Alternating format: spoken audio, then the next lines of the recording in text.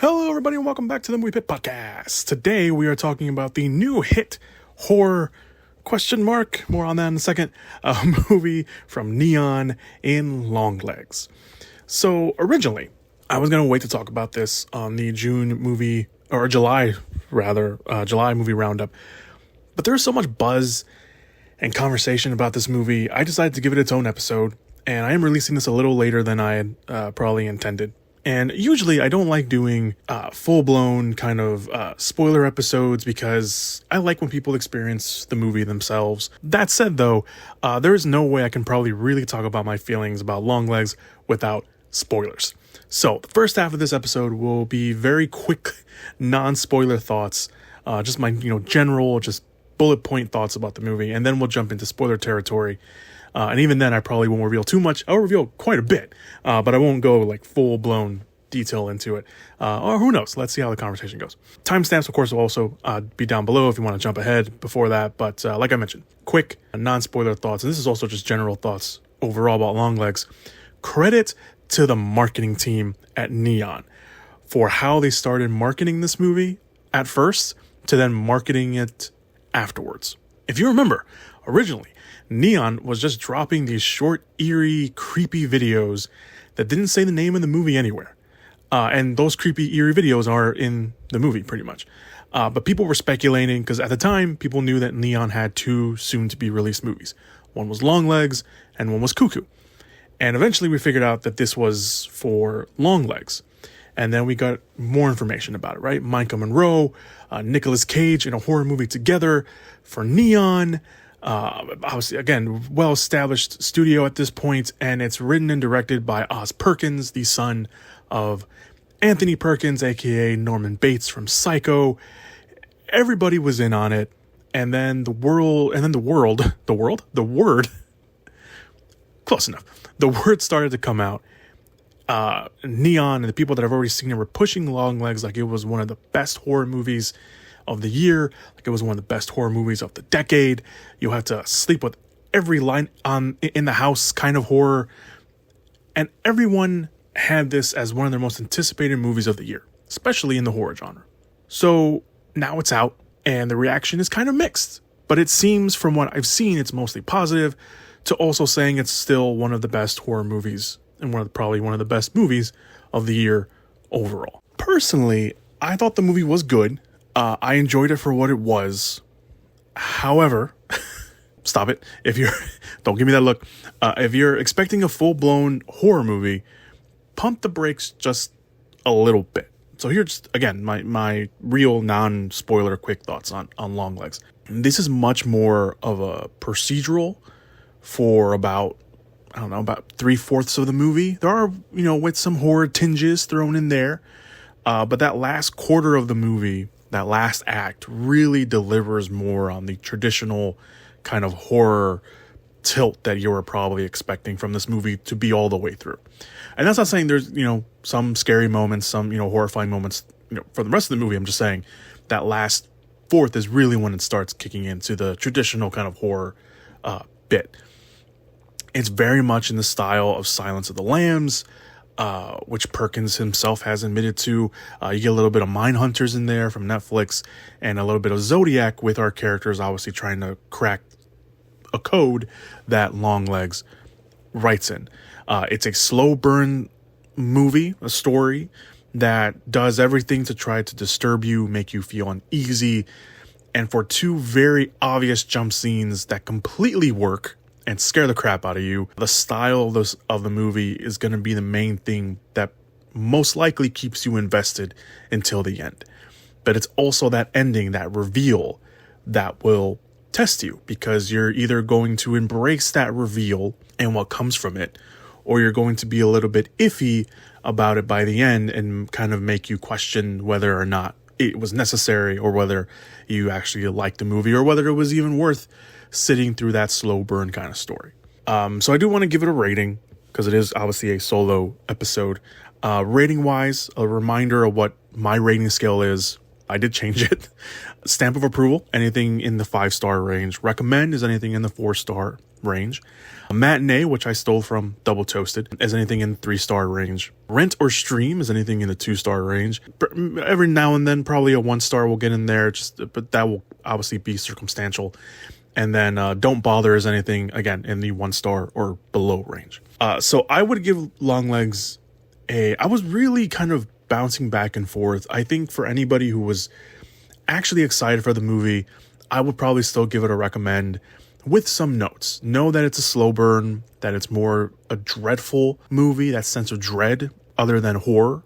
I don't know if that's just me personally. Don't expect a lot of Nicolas Cage, although he does utilize the majority of his screen time that he does have. And just be ready to have an opinion on the end and the reveal and everything that comes from it. Okay, that was non-spoiler. Let's get to spoilers. And let's start off with Nicolas Cage. Cage plays our killer named Longlegs. Obviously, the movie's named after him. And the movie opens up with a little girl who we later find out is Maika Monroe's Lee, coming out of her house and meeting Longlegs. And him having his little spiel that he was doing, and the camera, obviously is, not showing his face. And then he bends down and then jump scare right off the bat with loud music. And we get, the title card and everything. And they have made such a giant deal of Cage as Longlegs that they purposefully, for a little bit, left him out of the marketing and of the marketing in general. I mean, if you were like online, that it was Nick Cage, and that there was some, kind of marketing tidbits with him. There was that creepy phone call where if you called a number, you would hear his voice, but they hid him for a long time. And that would have been great if they just hit him completely and they'd be like, Nick Cage is in the movie somewhere, or yeah, he's in this movie. We don't know who he's playing, but we knew he was playing Longlegs. We knew he was playing the killer. And they made such a big deal about not showing his face, but when they finally do show him, it is just Nicolas Cage with some face prosthetics to make his face puffier. And then they just put white powder makeup all over him.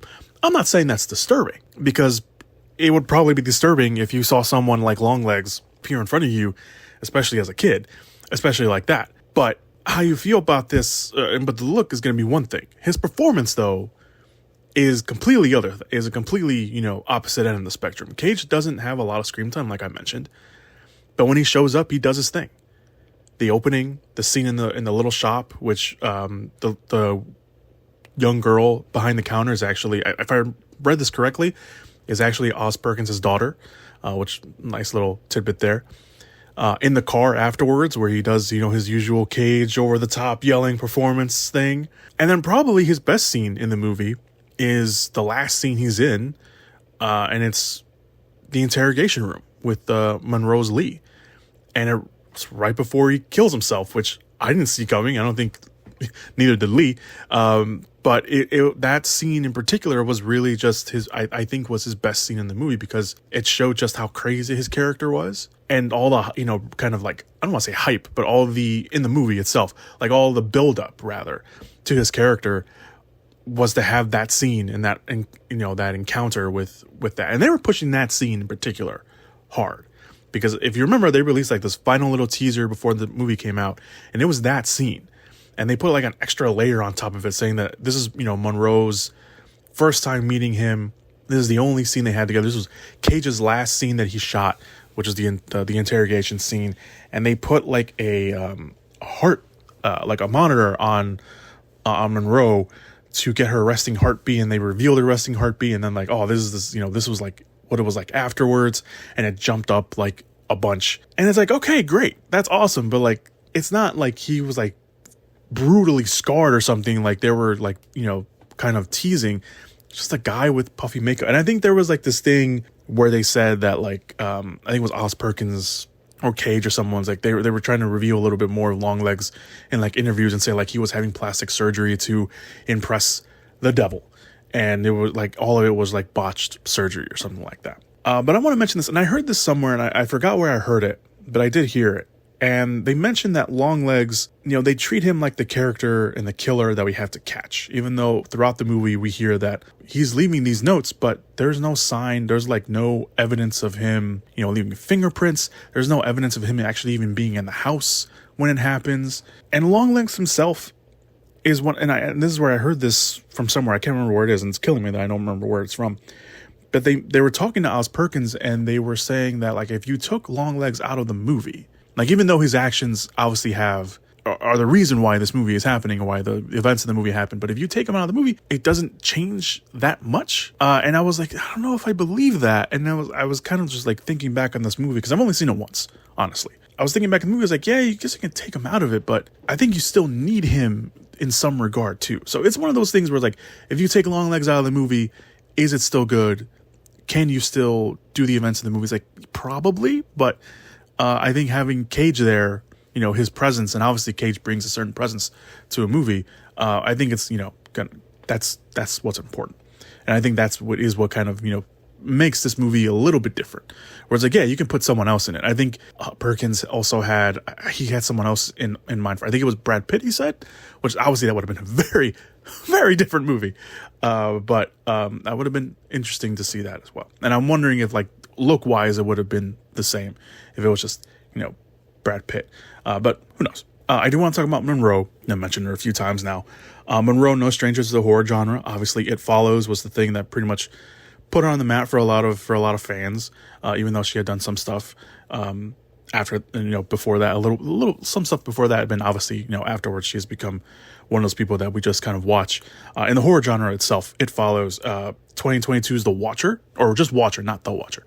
Watcher, which is, I've heard mixed things about, but I heard that she's good in it. And then we have The Guest, which I want to throw in there as well.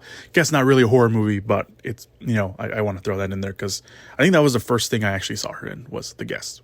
So moving on, she plays Lee Harker. Yes, a reference to probably Dracula. Harker, Lee Harker, Mina Harker. Yeah, and this is where, you know, I think we kind of have to talk about, like, acting decisions, because obviously Cage is his own thing, but Monroe herself, she seems kind of closed off a little bit. I put rigid in my original kind of, like, outline that I had, talking like bullet points. I don't think she's rigid. I think she's just very closed off. She looks uncomfortable most of the time, you know, and as the movie progresses, her emotions kind of come out a little bit and more on her face. The only time really early on that we see her kind of show any other emotion other than, like, uncomfortable or, like, closed off or anything like that is when she's talking to her mom over the phone. Like, we actually see her crack a smile. And any other time she shows actual emotion is when she has a gun out, or when something, you know, major happens. So it's much more reactionary to situations, because she's, like, huffing and puffing and all this. And then obviously by the end, she's showing a lot of emotions once the reveal happens. After, you know, she's, you know, that scene in the car where she's screaming, you felt that. You can feel that was just bottled up emotion, repressed emotions and memories that have finally come out, and she's letting it out on that scream, and you feel that. But she's very, like, closed off and uncomfortable most of the time. And I don't know if that was how the character was written, or if that was something that Perkins and Monroe came up with, because obviously Lee is a character that has a lot of trauma. She has repressed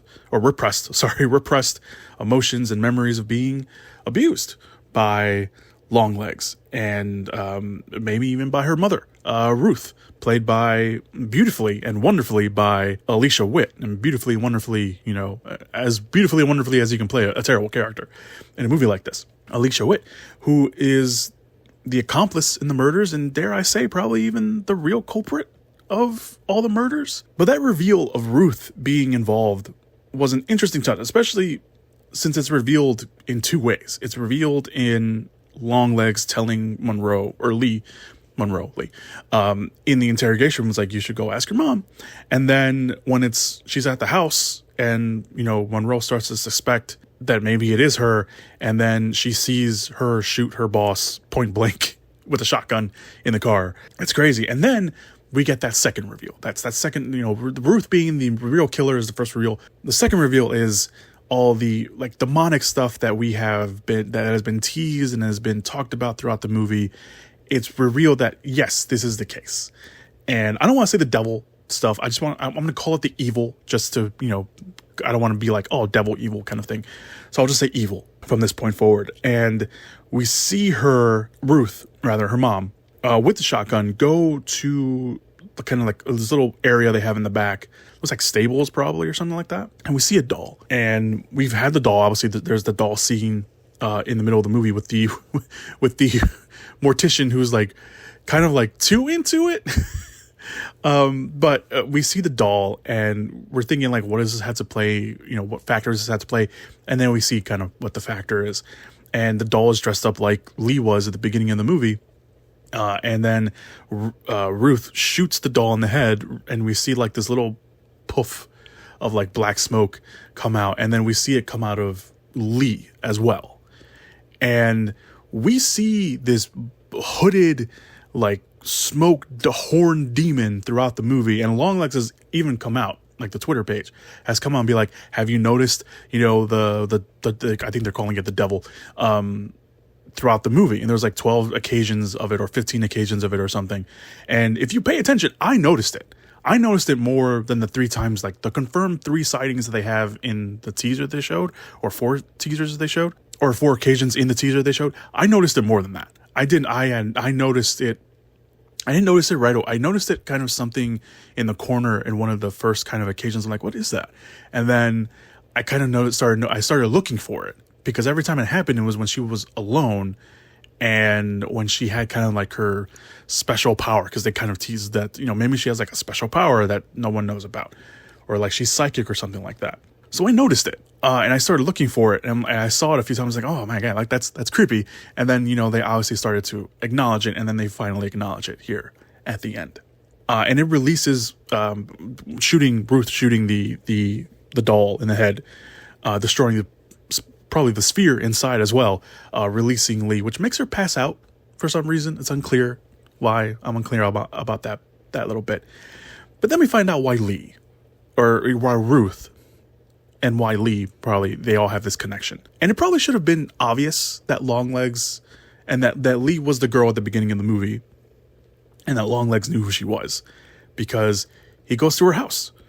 And how did he know where she lived? And how did he know her name? And all this other stuff. So, they're teasing you a little bit in the end if you're really paying attention to it. But I think they're expecting you to just kind of be like going along with the experience and not questioning it as you go. So we find out Ruth has been working with Longlegs, and it's to protect her daughter. And as she puts it, Lee was allowed to grow up. And she says that specific line to her early on in the movie. And this movie, if you want to look at it, deep down, besides it being, like a, hunt a serial killer kind of thing, creepy, dreadful movie, it's a movie about mothers protecting their daughters at all costs. And that's something that Perkins has said himself about it. And it's interesting that Perkins, and Cage have both dedicated this movie to their mothers, because obviously we always hear a mother will do anything to protect their children. And Ruth just did it in a way that unfortunately damns certain families to death. Not protecting her, like, making sure she has a good life or anything. No, I'm going to send a creepy doll that's possessed by the devil, and have them, have that doll be the reason and the catalyst to why these families kill each other. And then I can just walk away scot-free. So yeah, the evil stuff, the demon stuff, whatever you want to call it, it's there. Like I mentioned, there's horror tinges throughout, and it's there. It's mentioned multiple times. This movie is set in the 90s, and I think that's the other thing you have to remember. This movie is set in the 90s, in the late, I think like mid 90s, probably, maybe a little bit closer to the late 90s. But the satanic panic or the occult, activities were still around at that time. So it's not out of place for all that stuff to happen. So all the evil stuff and the demon stuff, I think that's the reason, or that's the reveal that I was talking about, that you either go along with it, or you're going to question it, and it's going to make you question the rest of the movie. I think the only reason that I say that is because this movie is pretty much grounded. It's eerie and it's dreadful, but it's very grounded in what it's trying to tell you.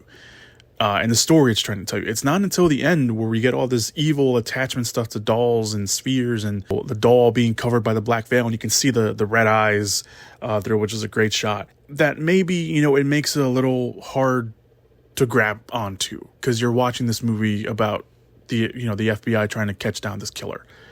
And maybe, there's something else going on, something a little supernatural going on, but it's never like the outright thing, the dominant thing in this case. It's always very grounded. It's like, no, this is a guy and we had to catch him. And I mentioned that I've only seen this movie once. And I do think to really kind of grasp the movie for what it is and really kind of maybe appreciate the movie for what it is, this movie does deserve some rewatches to really, again, truly kind of grasp it and understand it.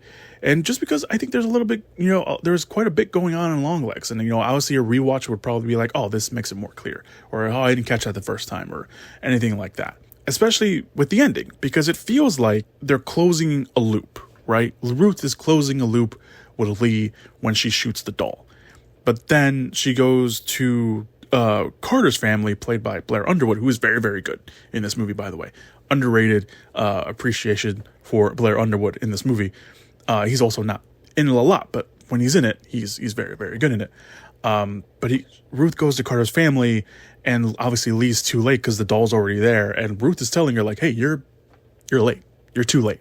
This family's already dead. They've already been infected by the evil. The little girl, Carter's little girl, is like entranced by the doll. She doesn't notice that, her mother is like, tripping on her words, and her dad is like really like, just like he's angry, like he's full of rage for some reason. And then, obviously the wife goes in the kitchen and you hear Carter kill her, and he comes out, and Lee and Ruth are kind of, having a back and forth, and like Ruth's like, you gotta let this happen. It's gotta happen. It has to keep happening. It's like this thing is like the evil has to keep going. If it doesn't keep going, then we don't know what happens. And Carter comes out, Lee has to shoot him, unfortunately, and then Ruth is like, what are you doing? She gets up, she has this dagger, very Colt like dagger, and then, Lee unfortunately has to shoot her mother, which I find very interesting because Ruth, right before she gets shot, she's like, stop calling me that, or like, stop calling me your mother, or something along those lines. I'm like, why would she say that? So it just adds, again, that extra little layer of what is going on. Like, is Ruth affected by the evil too? And like, is she not really her mother at that point? Is she, affected also by the evil? I'm trying to remember, but I don't think we see like evil coming out of Ruth. So again, the rewatch is necessary for that. But, when everybody's dead, Lee grabs Carter's little girl and is about to shoot the doll, but she can't, because either, I don't know if she runs out of I forget if she runs out of bullets or if the gun just is going off and, it's not clicking. So, and I'm trying to, again, remember, because I saw it a while ago, obviously. I saw it a few weeks ago when it came out. And I'm trying to remember if there's like whispers that we hear at the end, even the slightest whisper, like maybe it infected Lee again, and now she has to continue her mother's work. Or, if Ruth said it was true, like, this family's dead. You have to, no matter what, this family's dead. You had to kill the little girl too. So it's a very interesting ending, or not interesting, but it's a very, I don't want to say confusing ending. It's an intriguing ending, an ambiguous ending. That's the word I'm looking for. An ambiguous ending, because it leaves you with like, I don't know if there's like enough that the movie gives you to be like, oh, this is what happens afterwards. The movie doesn't, I just don't feel like the movie gives you enough to really make you have the answer. It's like, okay, what happens after the credits roll? Does Lee have to keep, does she have to keep the evil going? Does the evil infect her again? And now it's like unfiltered because it's not attached to a doll. Like, has it infected a little girl? Is she gonna, start doing all this trauma? Like, what happens afterwards? Because like Lee is now shot. Lee is now involved with the killing of Longlegs in some way. She's also involved with the death of her boss, who is on her mother's property, and now her actual boss is dead. Her whole family, the mother and wife, are dead, and it's her gun. So, what's going on? Like, it's just an ending that leaves too many answers, leaves too many questions unanswered. And I'm not saying it ruins the movie. I'm just saying that I wish the movie gave you more, especially toward the evil aspect, to ask to actually answer a question. I don't mind ambiguous endings. I just feel like I definitely want something more clear cut, as to say like, oh, it happens this or it happens this. Not it could be this, it could be this, it could be that. Like, you left too many answers on the table, or too many questions on the table for an answer to be true. And I don't think that really kind of works too much. So my kind of little final thoughts. I was expecting a little bit more of a horror movie, because that's what was marketed as. I was probably expecting a little bit more of Nicolas Cage's Longlegs, although again, what we got was very, very good. Like I mentioned, the marketing played a very pivotal role, and I'm interested in seeing how Longlegs, like kind of the staying power of Longlegs now that, we remove ourselves enough from the marketing. That's going to be the question. Like, what is the reception like to Longlegs at the end of the movie? What is the reception of Longlegs a year from now? That, we're removed from the marketing enough. How are people going to react to it when they don't have that expectation or when they don't have that hype behind Longlegs?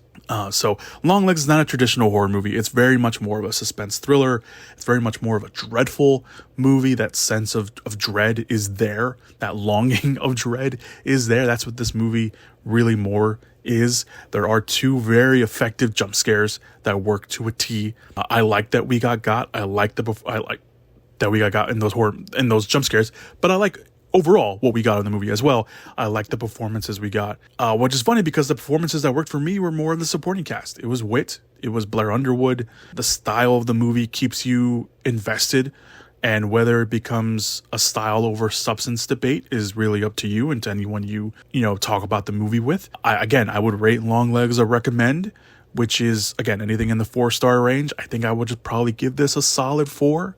Just, overall, because I did like what we got.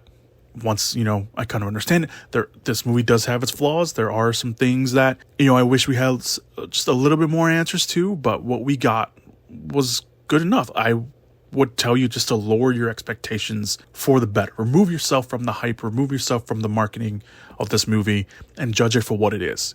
But I think what you judge it for what it is, or I think how you judge it for what it is, will probably be a fair assessment. So yeah, don't bring a certain expectation to your viewing when you're watching Longlegs. And that's it. That's my opinion of Longlegs. I think it's good.